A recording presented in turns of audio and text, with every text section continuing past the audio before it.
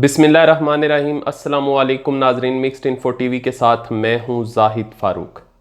नाजरीन, आजकल मुल्क में निज़ाम की तब्दीली की बहस एक दफ़ा फिर शहर इक़्तिदार में जारी है। इसके नताइज क्या बरामद हो सकते हैं? क्या इमरान खान आइनी अंदाज अपनाते हुए इस सिस्टम को तब्दील कर सकते हैं? क्या इमरान खान वज़ीर आज़म पाकिस्तान से पूरे इख्तियारात के साथ, ये जो मौजूदा सदर हैं इस तरह नहीं, पूरे इख्तियारात के साथ सदर पाकिस्तान बन सकते हैं? क्या हुकूमत अवाम से राय हासिल करके मौजूदा निज़ाम को गिरा कर नया निज़ाम ला सकती है? ये सवालात हैं और इनके पूरी मुदल्लल अंदाज में आपके सामने रखूँगा कि हुकूमत के पास ऑप्शंस क्या हैं, क्योंकि आए रोज़ मुख्तलिफ़ किस्म की सोशल मीडिया पे भी बहस छिड़ी हुई है और बहुत से चैनल्स पर बड़े बड़े एंकर्स की तरफ से ये कहा जा रहा है कि शायद ये निज़ाम गिरने जा रहा है, निज़ाम का ख़ात्मा हो रहा है। मैंने भी आपके साथ कुछ शेयर किया था कि इमरान खान फ़ाइनल चॉइस हैं, इनके अलावा कोई चॉइस इस वक्त मौजूद नहीं है। लेकिन ये जो फ़ाइनल चॉइस हैं या आखिरी उम्मीद हैं या आखिरी चॉइस हैं, तो अगर हम इस हवाले से बात करें तो क्या उनको इसी निज़ाम के अंदर रहते हुए वो डिलीवर कर पाएंगे? इस पे भी बहुत से सवालिया निशान हैं। और क्या इमरान खान को वो पूरा सिस्टम दे दिया जाएगा आइनी हदूद से निकल कर जिसमें वो डिलीवर कर पाएँ?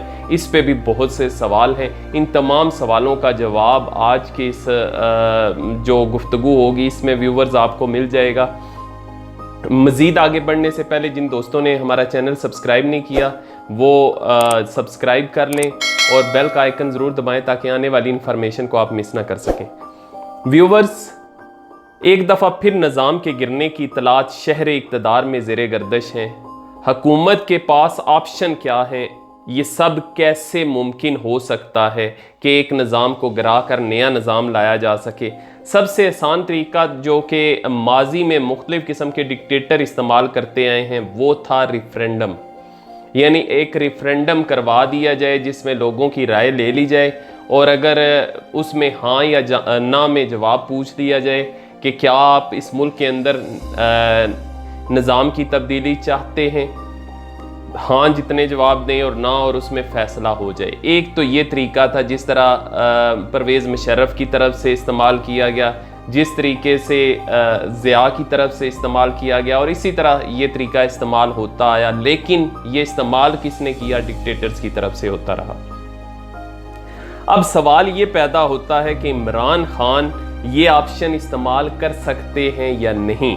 उनके पास यानी ये तरीक़ाकार जो कि डिक्टेटर इस्तेमाल करते आए हैं, क्योंकि ये बहुत ही ऐसी बहस है जिसमें ज़रूरी है कि हक़ाइक़ को परखा जाए, जाना जाए, दलाइल के साथ साबित किया जाए। तो क्या इमरान खान के पास ये ऑप्शन है? ये सबसे अहम सवाल है कि वो एक रेफरेंडम करवा दें, आवाम के सामने रख दें कि इस मुल्क में ये डिलीवर नहीं हो पा रहा, इसलिए हम चाहते हैं कि इसका पार्लिमानी निज़ाम जो है वो तब्दील करके सदारती निज़ाम लागू किया जाए। क्या आप राय इसके हामी हैं? हाँ या ना में जवाब देना है। एक तो ये ऑप्शन। अब ये है भी इमरान खान के पास या नहीं, ये उससे भी बड़ा सवाल है। तो व्यूवर्स, 18वीं तरमीम मंजूर होने के बाद इमरान खान के पास ऐसा ऑप्शन जिसमें डायरेक्ट इस्तेमाल करने की गुंजाइश नहीं रही।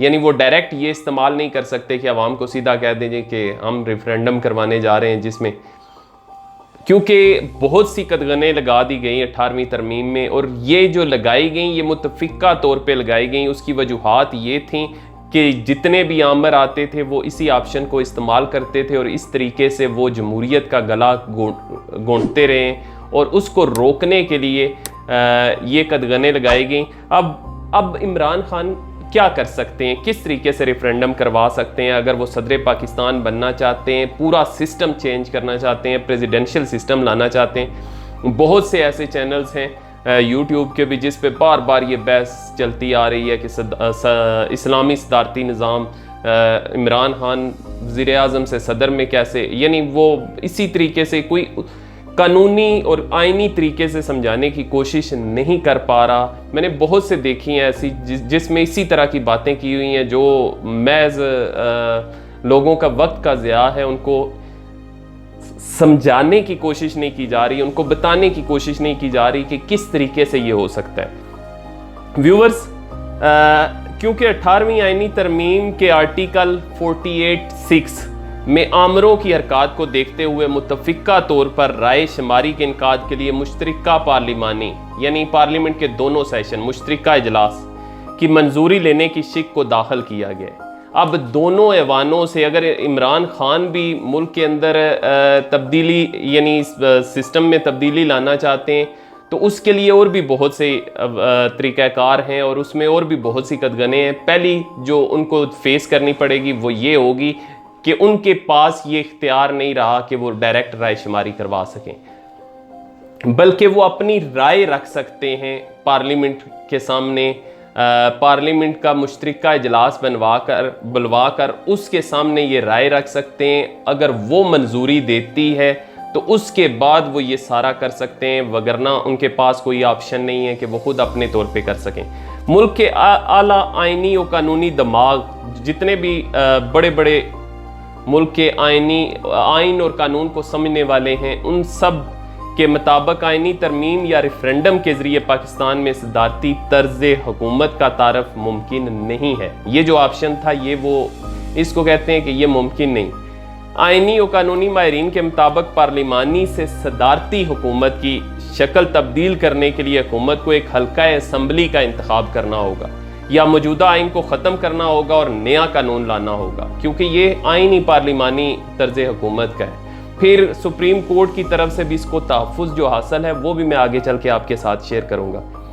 लेकिन इन सब के बावजूद भी अगर हुकूमत रेफरेंडम के ज़रिए ये सारा अमल करना चाहती है, हुकूमत चाहती है कि उनके पास रेफरेंडम के अलावा, क्योंकि इमरान खान की अब भी शोहरत है, इमरान खान की ज़ाती हवाले से अगर देखा जाए तो अब भी लोगों में मकबूलियत भी मौजूद है। पार्टी के हवाले से अगर देखें तो बहुत से मसाइल हो सकते हैं, लेकिन ज़ाती हैसियत में लोग अब भी इमरान खान को मानते हैं। बड़ी तादाद में जो यूथ है अब भी मानती है। तो इमरान खान ज़ाती हैसियत में अगर ये करते हैं सारा कुछ तो लोग हो सकता है एक्सेप्टेंस भी हो जाए उसकी, लोगों की तरफ से हाँ में जवाब में मिल जाए। लेकिन वो करने का तरीक़ाकार क्या होगा, किस तरीके से वो कर सकते हैं? तो फिर भी मैंने आपको बताया कि इन सब के बावजूद भी अगर हुकूमत रेफरेंडम के ज़रिए ये सारा अमल करना चाहती है तो फिर भी इसे कानूनी तकाज़े पूरे करने के लिए पार्लियामेंट के दोनों ऐवानों से मंजूरी लेनी होगी, मुश्तरका इजलास बुलाना होगा, वो जैसे मैं पहले बता चुका हूँ, और उनके सामने ये सवाल रखना होगा कि हम ये करने जा रहे हैं या ये करना चाहते हैं। तो दोनों ऐवान अगर मुश्तरका तौर पर उसको कबूल करते हैं तो फिर ये आगे फारवर्ड होगा और फिर राय शुमारी हो सकती है, वगरना कोई ऑप्शन नहीं है। और मौजूदा हालात में अगर देखें तो इमरान खान की इत्तेहादी हुकूमत और का भी जायज़ा ले लें और अपोजिशन का भी देखें दोनों ऐवानों के अंदर, तो सेनेट के अंदर तो बिल्कुल भी पॉसिबल नहीं है कि हुकूमत कोई बिल पास करवा सके, क्योंकि 18वीं तरमीम आइनी तरमीम को चेंज करने के लिए जो हालिया दिनों में गुज़िश्ता 1-2 दिन के अंदर हुकूमत की तरफ से कोशिश की गई, सेनेट के अंदर बिल पेश किया गया तो उसको पहले ही मरहले में उड़ा के रख दिया गया, तो पेश करने की इजाज़त ही नहीं मिली। हुकूमत को यहाँ पे नाकामी होगी। तो 18वीं आइनी तरमीम ने हुकूमत के हाथ बांध रखे हैं, इसी वजह से वो डायरेक्ट रेफरेंडम भी नहीं करवा सकते, क्योंकि तमाम पार्टीज़ ने आमरों का रास्ता रोकने के लिए उसमें कुछ ऐसी तरमीम कर दी हैं कि सारे इख्तियारात जो है वो पार्लियामेंट को मुख्तस कर दिए गए हैं। पार्लियामेंट की मंजूरी के बगैर कुछ भी नहीं हो सकता, हत्ता कि हुकूमत के पास जो रेफरेंडम का ऑप्शन होता था वो भी नहीं करवा सकती जब तक पार्लियामेंट के दोनों ऐवानों से उनको वो बिल ना पास करवा लें, उनकी तरफ से ये मंजूरी ना ले लें, उस वक्त तक ये मुमकिन नहीं है हुकूमत के पास। अब रेफरेंडम आइन इस हवाले से कुछ और भी बातें कि रेफरेंडम आइन को तब्दील नहीं कर सकता। अब इसके बावजूद कि रेफरेंडम करवा लिया, मंजूरी ले ली, दोनों ऐवानों से मंजूरी भी हो गई, फ़र्ज़ कर लें रेफरेंडम करवाने के लिए हुकूमत आगे बढ़ भी गई, तो फिर रेफरेंडम आइन को तब्दील नहीं कर सकता। आइन में तरमीम के अमल को आर्टिकल 238 और 239 में बयान किया गया है। अब वो क्या कहते हैं जी दोनों आर्टिकल, 18वीं तरमीम के बाद अब पाकिस्तान की हुकूमत या वज़ीर आज़म राय शुमारी का मुतालबा नहीं कर सकते। आइन के आर्टिकल 48(6) में तरमीम की है कि अगर वज़ीर आज़म राय शुमारी का मुतालबा करते हैं तो हुकूमत ये सवाल पार्लियामेंट के मुश्तरका अवान के सामने रखेगा। और फिर उसके बाद आगे सुप्रीम कोर्ट ऑफ पाकिस्तान ने आइन के 4 स्तून मुतय्यन कर दिए हैं व्यूवर्स, कि ये 4 स्तून हैं जिनके ऊपर पूरा आइन खड़ा है, इनके साथ छेड़छाड़ इस तरीके से नहीं की जा सकती। उसका भी प्रॉपर प्रोसीजर है, क्योंकि जब इनमें से किसी एक पिलर को भी, एक स्तून को भी छेड़ा जाएगा तो फिर पूरा आइन जो है वो मलियामेट हो सकता है। वो 4 स्तून कौन से हैं? क्योंकि हम बहस कर रहे हैं कि वज़ीर आज़म सदारती यानी सदर पाकिस्तान में तब्दील हो सकते हैं या सदारती निज़ाम ला सकते हैं जिसमें तमाम इख्तियारात उनके पास हों। सदारती निज़ाम लाने की वजह क्या है, ये भी व्यूवर्स मैं आपके सामने रख देता हूँ। पार्लिमानी निज़ाम के अंदर जितने भी काबीना के लोग होते हैं वो सारे कौमी असम्बली में से या सेनेट में से लोग मुंतखब किए जाते हैं, जो कि डायरेक्ट मुंतखब होके आते हैं। और फिर उसके बाद जो करप्शन का बाज़ार गर्म होता है उसका वो तो सब के सामने है। पाकिस्तानी इसको खूब जानते हैं कि किस तरीके से हर वज़ीर जो है वो अपने तौर पर करप्शन की नई नई दास्तानें रकम करता है। अब ऐसे हालात के अंदर वज़ीर आज़म के पास ये इख्तियार नहीं होता कि वो तमाम टेक्नोक्रेट्स को ले आए, तमाम अपनी अपनी फील्ड के एक्सपर्ट लोगों को ले आए, जबकि जो सदर होता है, सदारती निज़ाम जहाँ पे होता है वहाँ पे सदर को पूरा इख्तियार होता है कि वो कहीं से भी जो अच्छी शोहरत रखने वाले हों, अच्छा तजर्बा रखने वाले हों, वो अपनी टीम बना सकता है। उसके ऊपर कोई बाइंडिंग नहीं होती कि आपने पार्लियामेंट से या फलां से आपने हर हाल में उठाना है। तो ऐसे हालात के अंदर वज़ीर आज़म जब अपनी टीम की तरफ देखते हैं तो वो यही सोचते हैं कि मेरे पास इख्तियार नहीं है कि मैं सारे लोग नए लेके आऊँ, सारे टेक्नोक्रेट लेके आऊँ, सारे ऐसे लोग सेलेक्ट करूं जो कि अपनी अपनी फील्ड के एक्सपर्ट हों, ताकि हम इस मुल्क को सही सिमत में चला सकें, आगे लेके जा सकें। तो इसलिए ये सारी बहस छिड़ती है इस वजह से, क्योंकि टीम वज़ीर आज़म की डिलीवर नहीं कर पा रही। वज़ीर आज़म की लाख कोशिशों के बावजूद उनकी टीम जो है वो उसमें डिलीवर करने की सलाहियत नहीं। जब वो अपनी टीम की तरफ देखते हैं और अपने सारे लोगों की तरफ देखते हैं तो उनमें जितने भी लोग हैं, पाकिस्तान के सियासी निज़ाम ऐसा है कि जो पैसे वाले हैं वो मुंतखब होके आ जाते हैं। लेकिन अगर सदारती निज़ाम आता है तो उसमें भी हम पहले माजी में तजर्बा कर चुके हैं कि उसमें बहुत ही मसाइल का सामना करना पड़ता है। हमारे जो सूबे हैं उनका सूबाई तासुब जो है वो उजागर होता है और उनको पूरी तरीके से ज़ाहिर मौका नहीं मिल पाता जितना कि यहाँ पे पार्लिमानी तर्ज़ हुकूमत में उनको मौका मिलता है, वो नहीं मिलता, जिसकी वजह से महरूमियाँ मज़ीद बढ़ जाती हैं। इसलिए कहा जाता है कि पाकिस्तान जैसे मुल्क के अंदर पार्लिमानी तर्ज़ हुकूमत ज़्यादा मुनासिब है। खैर, 4 स्तून कौन कौन से हैं जिनको तहफ़्फ़ुज़ दिया है सुप्रीम कोर्ट ऑफ पाकिस्तान ने, और वही आइन के पिलर हैं, उनमें से किसी को भी अलग नहीं किया जा सकता आम किसी तरीके से। उसके लिए ख़ास अंदाज है आइन में तरमीम करने का। नंबर 1 है जी पार्लिमानी तर्ज़ हुकूमत, जिस पे हम बहस कर रहे हैं, सबसे नंबर 1 पे उसको रखा गया है। दूसरा फेडरलिज़म है, वफाक।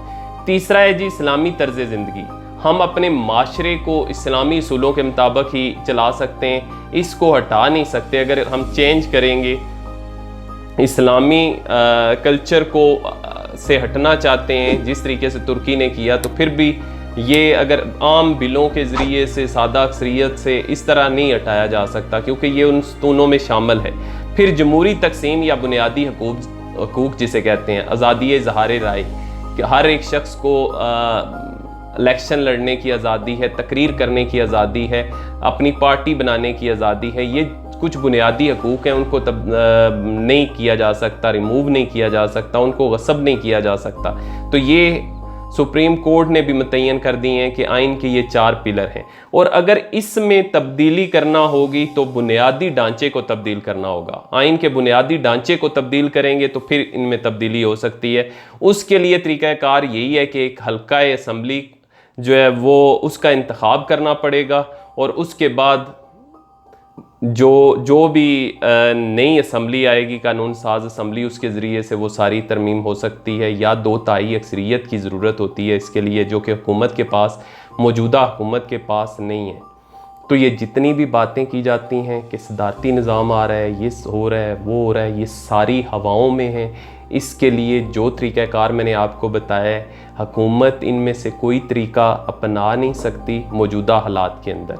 अगर हुकूमत, हाँ, आइन से बाला अगर तमाम अदारे मिल कर करते हैं कुछ, तो फिर हो सकता है, लेकिन उसमें भी 18वीं तरमीम जो आइनी तरमीम की गई कि उसका कोई हिस्सा भी अगर हज़फ किया जाता है या उसको तोड़ा जाता है आइन के, और उससे हट के काम किया जाता है, तो आर्टिकल 6 जो है वो सब पे इम्पोज होता है, चाहे कोई भी अदारा हो। फिर किसी ना किसी वक्त जवाबदेह होना पड़ेगा। अगर आइन से हट के, कानूनी तरीक़ों से हट के अगर कोई भी इकदाम उठाया जाता है और ऐसा कोई सिस्टम लाने की कोशिश की जाती है, इस सिस्टम को गिरा के, तो फिर ज़ाहिर है जवाबदेह होना पड़ेगा और उसके भी बड़े संगीन नताइज होंगे। फिर वही रास्ता नज़रिया है ज़रूरत का, और वो सारी चीज़ें ज़िंदा हो जाएंगी जो कि बड़ी मुश्किल से दफन हुई हैं। व्यूवर्स, अब तक के लिए इतना ही मैंने कोशिश की है कि इसको अच्छे तरीके से समझा सकूं, लेकिन फिर भी अगर, क्योंकि ये ऐसा बोर किस्म का टॉपिक है, अगर कोई कमी कोताही रह गई तो फिर आइंदा किसी वीडियो में कोशिश करूँगा कि इसको ज़्यादा बेहतर तरीके से आपके सामने पेश कर सकूँ। हाँ, सदर पाकिस्तान बनने का अब भी वज़ीर-ए-आज़म के पास तरीका मौजूद है। व्यूवर्स, ये भी मैं आपको बता दूं, अगर सिर्फ सदर पाकिस्तान बनना है तो वो आसफ जरदारी की तरह सदर पाकिस्तान बन सकते हैं। जो पार्लियामेंट के जितने भी इख्तियारात हैं वो सारे अपने पास रख लें, यानी आइनी तौर पे तो नहीं रख सकते, लेकिन वैसे वो रख लें जिस तरह आसफ जरदारी ने रखे हुए थे पार्टी के सरबराह की हैसियत से, तो ये सिलसिला चल सकता है। लेकिन वो जिस तरीके से प्रेसिडेंशियल सिस्टम है उसको लाया जाए पार्लिमानी तर्ज हुकूमत को छोड़ के, वो मुमकिन नहीं है मौजूदा हुकूमत के लिए। मुझे इजाज़त दीजिए, अल्लाह हाफिज़।